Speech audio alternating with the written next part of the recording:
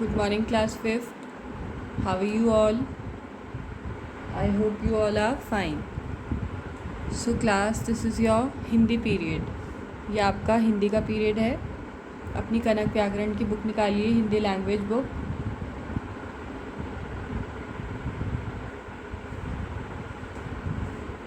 तो क्लास, जैसा कि आप सभी को पता है, हम पार्ट 1 पढ़ चुके हैं अच्छे से.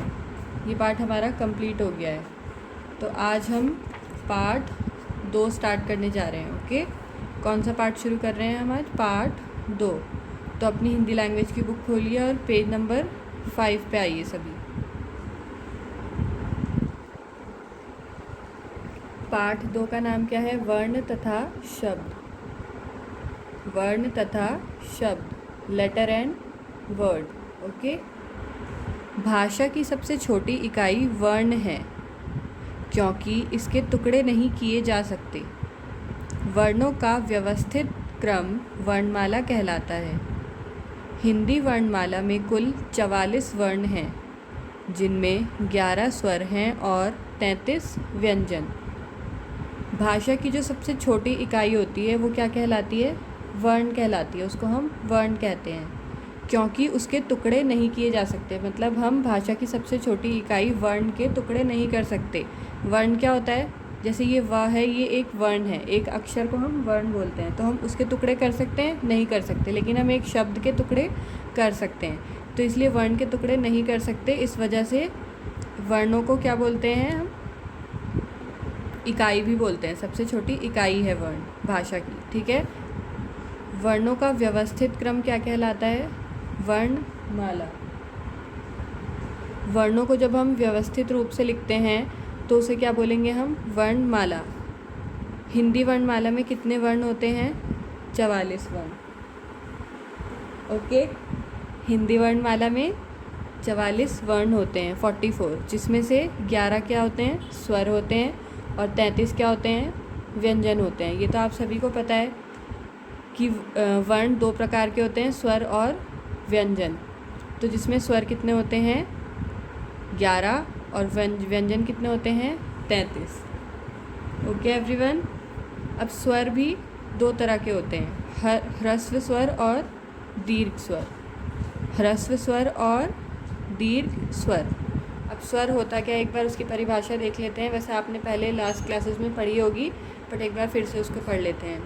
जिन वर्णों के उच्चारण में दूसरे वर्णों की सहायता नहीं लेनी पड़ती वे क्या कहलाते हैं? स्वर कहलाते हैं. जिन वर्णों के उच्चारण को करने में हमें दूसरे वर्णों की सहायता नहीं लेनी पड़ती, वो क्या होते हैं? वो वर्ण स्वर कहलाते हैं. इनके 2 प्रकार हैं, ह्रस्व और दीर्घ, जो मैंने अभी आपको ऊपर भी बताया. तो आ, ई, उ, री, ए, ओ और औ. ये सभी क्या हैं? स्वर हैं.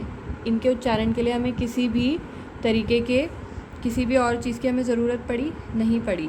ठीक है, किसी और वर्ण की ज़रूरत हमें नहीं पड़ी. तो इसलिए ये सभी क्या हैं? स्वर हैं. अब ह्रस्व स्वर कौन से होते हैं? आ, छोटी ई, छोटा ऊ और री. मतलब कि जो कम खिंच रहे हैं. ठीक है, इनको हम कम खींचते हैं, तो इसलिए ये कौन से स्वर हो गए? ह्रस्व स्वर. और दीर्घ स्वर जिनको हमें ज़्यादा खींच के पढ़ना पड़ता है, जैसे आ, ई, उ, ए, ओ और औ. ठीक है, और इनको हमें खींचने की ज़रूरत नहीं है. अ, ई, उ, री. ठीक है, तो आपको इन दोनों में अंतर समझ में आ गया. जिन्हें हम ज़्यादा खींच के पढ़ते हैं वो ह्रस्व स्वर, और जिन्हें हम कम खींच के पढ़ते हैं वो ह्रस्व स्वर हो गए, और जिन्हें ज़्यादा खींच के पढ़ते हैं वो दीर्घ स्वर हो गए. Okay everyone. अब नेक्स्ट पेज पे आइए सभी. अब व्यंजन क्या होते हैं? जिन वर्णों का उच्चारण स्वरों की सहायता से किया जाता है उन्हें क्या कहते हैं हम? व्यंजन. जिन वर्णों के उच्चारण के लिए हमें स्वरों की सहायता लेनी पड़ती है वो क्या होते हैं? व्यंजन.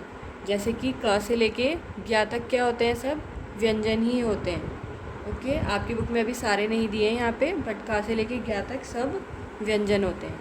अब क, ख, ग, घ और अड़ा, ये क वर्ग के व्यंजन होते हैं.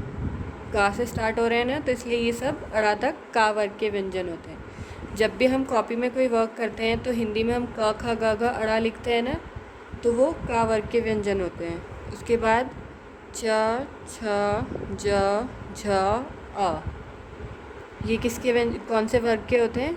चा वर्ग के। चा से शुरुआत हो रही है इनकी, इसलिए ये चा वर्ग के व्यंजन है। फिर ट ठ ड ढ अणा, ये सभी टा वर्ग के, क्योंकि टा से शुरुआत हो रही है। फिर है ता था द ध और न, ये सभी ता वर्ग के व्यंजन हैं, क्योंकि इनकी शुरुआत किससे हो रही है? ता से। फिर प फ ब भ म, ये सभी कौन से वर्ग के हैं? पा वर्ग के। ओके। फिर कुछ चार अलग होते हैं, य र ल व, इन्हें बोलते हैं हम अंतःस्थ व्यंजन। ठीक है। और फिर श श स और ह, इनको हम ऊष्म व्यंजन बोलते हैं, इनको अलग नाम दिया गया है। ओके। अब कुछ अन्य वर्ण भी होते हैं, कुछ अन्य वर्ण भी हैं जिन्हें स्वर कहते हैं। कुछ अन्य वर्ण और भी हैं जिन्हें हम क्या कहते हैं? स्वर। जैसे कि अंग की बिंदी, उसको हम क्या बोलते हैं? अनुस्वार के नाम से जानते हैं। ठीक है, अंग की बिंदी को हम अनुस्वार के नाम से जानते हैं। जैसे कि शंख, इसमें भी अनुस्वार का प्रयोग किया गया है। ठंडा, इसमें भी अनुस्वार का प्रयोग किया गया है। और तिरंगा, इसमें भी अनुस्वार का ही प्रयोग किया गया है। ऑलराइट। उसके बाद है अह, मतलब इसको विसर्ग बोलते हैं। इसको कैसे पढ़ते हैं हम? अह, हा की साउंड निकालते हैं इसको पढ़ते वक्त। जैसे कि विसर्ग यहाँ पे लगाए ता के बाद, तो अतः पढ़ेंगे इसको। ठीक है। फिर स्वतः, क्योंकि ता के बाद भी विसर्ग लगाए तो इसको क्या पढ़ेंगे? स्वतः। फिर या के बाद भी विसर्ग लगाए तो इसको क्या पढ़ेंगे? प्रायः। हा की साउंड निकालते हैं। Okay everyone.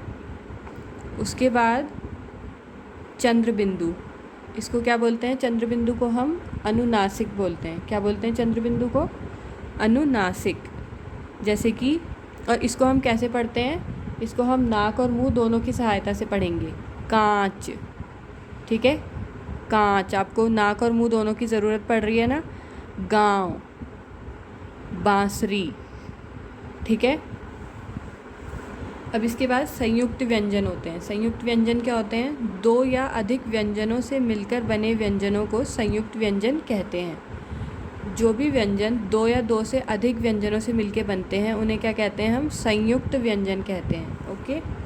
जैसे कि क और श, तो ये क्या बन गया? अक्ष। का एक अलग व्यंजन है, श एक अलग व्यंजन है। इन दोनों को हमने जोड़ दिया तो ये क्या बन गया? अक्ष। तो ये कौन सा व्यंजन हो गया? संयुक्त व्यंजन हो गया, अक्ष। फिर त और र, त और र अलग अलग व्यंजन है, इन दोनों को हमने जोड़ दिया तो ये कौन सा व्यंजन बन गया? संयुक्त व्यंजन, त्र। त्र क्या है? संयुक्त व्यंजन है। फिर ज और आ, ज और आ अलग अलग व्यंजन है, इन दोनों को हमने जोड़ दिया तो संयुक्त व्यंजन बन गया ज्ञा। ज्ञा से ज्ञानी, ज्ञा बोलेंगे इसको। ठीक है। और फिर लास्ट है श और र, अलग अलग व्यंजन है, इनको भी हमने जोड़ दिया। ठीक है। तो जोड़ के ये क्या बन गया? श्र, और ये एक संयुक्त व्यंजन बन गया। ओके।